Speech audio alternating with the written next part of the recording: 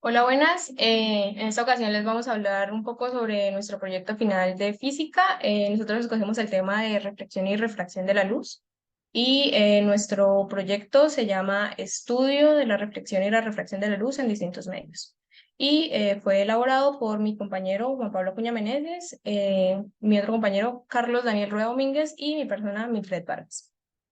Bueno, acá les voy a hacer un pequeño resumen sobre nuestro proyecto y pues utilizamos el simulador de PET Simulations, reflexión y refracción de la luz en la sección de más herramientas, en donde se desarrolló un laboratorio en dos fases, donde la primera consiste en verificar la práctica y teóricamente la ley de Snell, y en la segunda pues se basa en utilizar esta ley para encontrar el valor teórico de ciertos factores de la refracción de una onda al modificar su longitud. Y los resultados obtenidos de estas dos fases pues se presentan más adelante por mis dos compañeros con su respectivo análisis. Bueno, la metodología, como ya les comenté anteriormente, se trabajó en dos fases metodológicas en donde buscamos analizar los distintos fenómenos con el uso del simulador. Para la primera fase del laboratorio se tomaron datos asociados a los ángulos de incidencia de diferentes rayos e índices de refracción de distintos medios con el fin de determinar el cambio de dirección y velocidad de un rayo de luz cuando pasa de un medio a otro. Y en la segunda fase metodológica trabajamos con longitudes de onda estipuladas en nanómetros, para los cuales se tomó el mismo ángulo de incidencia con la finalidad de recolectar datos de velocidad, intensidad y tiempo para los fenómenos de reflexión y refracción cuando se pasa de un material uno a un material 2. Bueno, el simulador, ya como les mencioné, lo trabajamos en la sección de más herramientas y nos permitía en la primera fase medir el ángulo de incidencia de un rayo de luz y obtener un ángulo de reflexión asociado a este y un ángulo de refracción. Para casos del ejemplo, utilizamos un ángulo de 20 grados y el ángulo de reflexión nos daba 13,2 y también podíamos, mediante el simulador, medir la velocidad en términos de la velocidad de la luz. Para esto utilizamos la ley de Snell, que nos dice que el índice de refracción de un medio 1 multiplicado por el seno del ángulo de la incidencia es igual a el índice de refracción del medio 2 multiplicado por el seno del ángulo transmitido.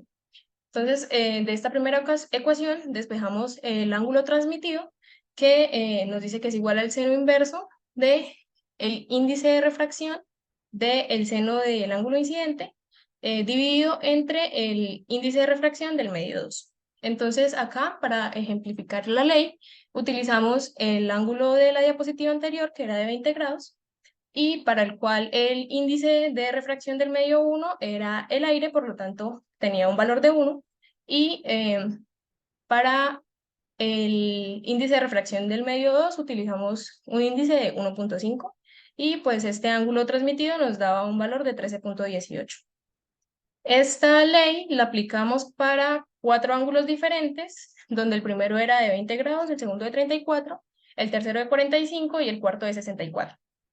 Para estos diferentes ángulos, todos tuvieron un índice de refracción inicial o 1 de aire y se dejó constante y se tomaron datos asociados a 6 diferentes índices de refracción que hacen alusión a 6 diferentes medios.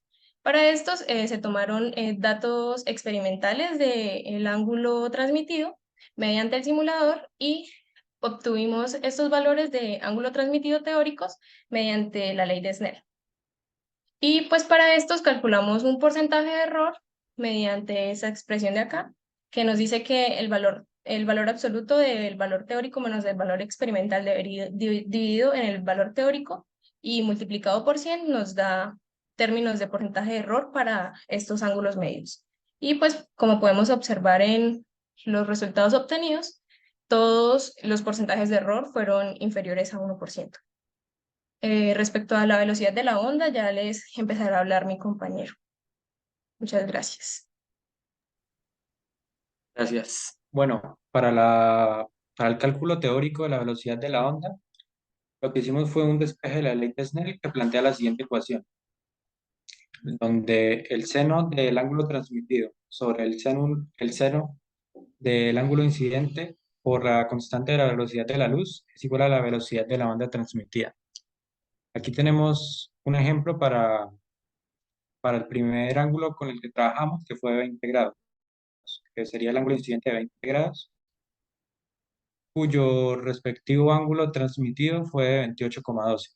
Entonces tenemos el seno de 28,12 sobre el seno de 20 por la constante de la velocidad de la luz, lo cual nos da 0,666 veces la velocidad de la luz, metros sobre segundo.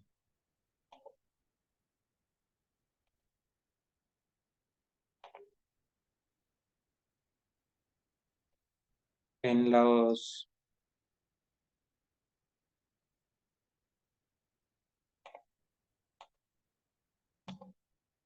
datos presentados,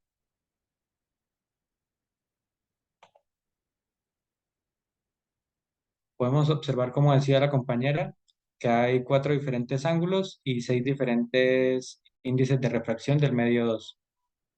Entonces, además de hacer el análisis teórico y experimental del ángulo transmitido, también se estudió la velocidad de la onda transmitida, la cual pudimos comprobar que es constante cuando se varía el ángulo. Es decir, que solo se ve afectada cuando se cambia el índice de refracción. Entonces obtuvimos valores tanto teóricos como experimentales de esto, obteniendo porcentajes de error bastante bajos, lo que indica que pues efectivamente el simulador da unos resultados muy aproximados, casi que perfectos, y, y pues también comprueba la vericidad de la ley de Snell. Para la fase 2 les va a hablar mi compañero Juan Pablo. Bueno, para la segunda fase de nuestro laboratorio, nosotros quisimos utilizar la ley de Snell para ver cómo cambian ciertos factores de la onda reflejada al cambiar la longitud de onda principal. Entonces, nosotros utilizamos la ley de Snell, pero desde su parte primaria. Lo utilizamos con el coeficiente de transmisión, por lo que el coeficiente de propagación, perdón, por lo que el coeficiente de propagación 1 por el seno del ángulo incidente es igual al coeficiente de propagación del medio 2 por el seno del ángulo transmitido. Esto nos da igual a que la frecuencia angular de la onda sobre la velocidad de la onda incidente por el seno del ángulo incidente es igual a la frecuencia angular sobre la velocidad de la onda transmitida por el seno del ángulo transmitido. Todo esto lo multiplicamos por C para que finalmente ahí sí nos dé el coeficiente de transmisión. ¿Por qué hicimos esto como desde el origen de la ley de Snell? Pues muy fácil, para poder calcular la frecuencia del periodo de la onda transmitida y para poder calcular la velocidad de la onda reflejada. Entonces, para poder calcular la frecuencia de la onda transmitida, nosotros lo que hicimos fue que tomamos la constante de la velocidad de la luz y la dejamos sobre coeficiente de transmisión multiplicado por la longitud de la onda. Nosotros también sabemos que la frecuencia es igual a 1 sobre el periodo. Entonces, para la frecuencia de los datos 1, nosotros obtuvimos una frecuencia de 2,86 por 10 elevado a la 14 y un periodo de 3,49 por 10 elevado a la 15.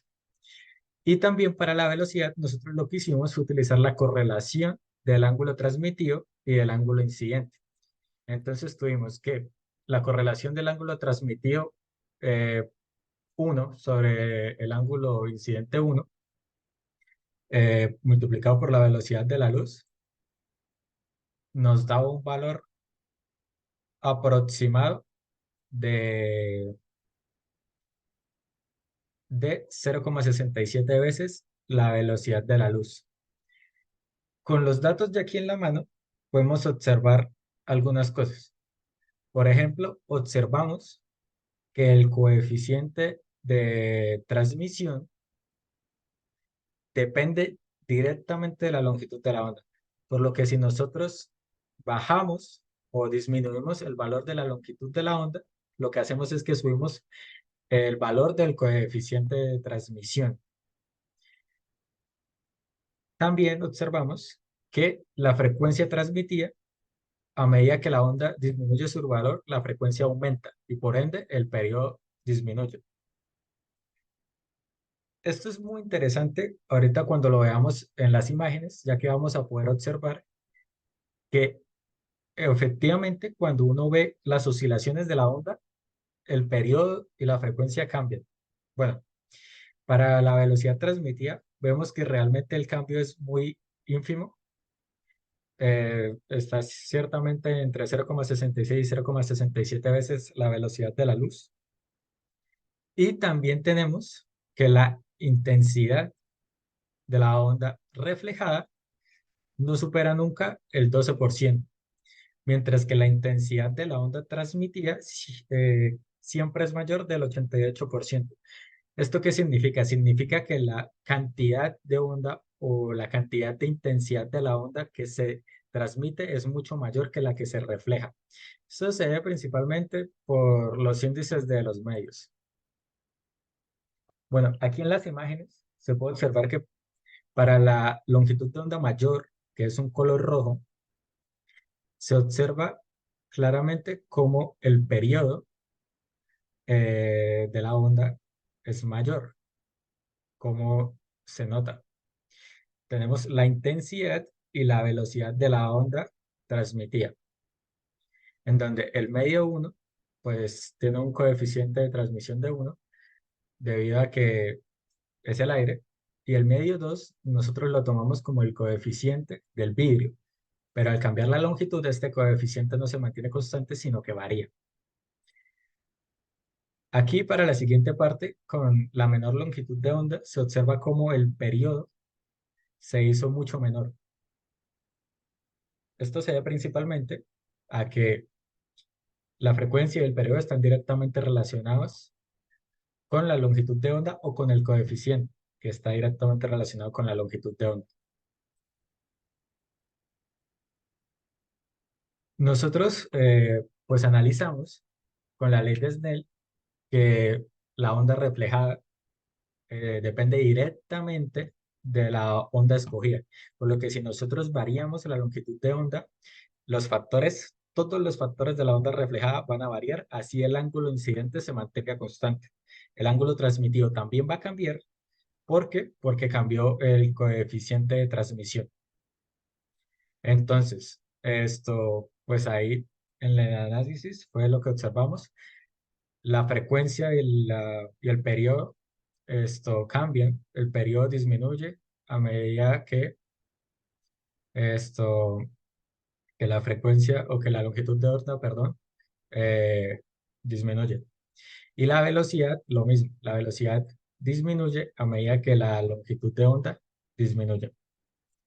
Bueno, haciendo uso de las longitudes de onda escogidas y de los índices de refracción suministrados por el simulador, fue que se pudo calcular estos diferentes factores. Ahora con las conclusiones de la primera fase va a ayudarnos nuestro compañero Carlos. Bueno, en la primera fase llegamos a las siguientes conclusiones teniendo en cuenta los objetivos que habíamos planteado. Entonces se logró comprobar experimentalmente la ley de Snell, pues se evidenció con los datos obtenidos que la relación entre los índices, tanto del medio uno como del medio 2, los ángulos de incidencia y de los transmitidos, mantienen la misma relación que nos presenta la ley de Snell, que ya vimos anteriormente. Y además se pudo evidenciar experimentalmente, gracias al simulador, que el ángulo reflejado siempre es igual al ángulo incidente, pues si lo miramos respecto a la normal. Y para la segunda fase, Juan Pablo va a dar la conclusión. Bueno, ya para la segunda fase pudimos pues realizar como una conclusión general en donde nosotros hablamos de que mientras mayor sea la longitud de onda, menor será el índice de refracción. Y de que menor sea el índice de refracción, genera que el ángulo transmitido varíe. Por lo que al disminuir la longitud de onda, también disminuye la velocidad de la onda refractada. Y además, las propiedades de la frecuencia y el periodo también cambian. Por lo que Mientras menor sea la longitud de onda, menor será el periodo, por lo que mayor será la frecuencia. Estos datos son muy interesantes ya que nos dejan claro que el índice de refracción no depende únicamente del material, sino de la onda con la que se golpeen los materiales. Esto, bueno, muchísimas gracias por su atención. Esto fue nuestro laboratorio para el proyecto final de Física 3. Espero les haya gustado mucho. Hasta pronto.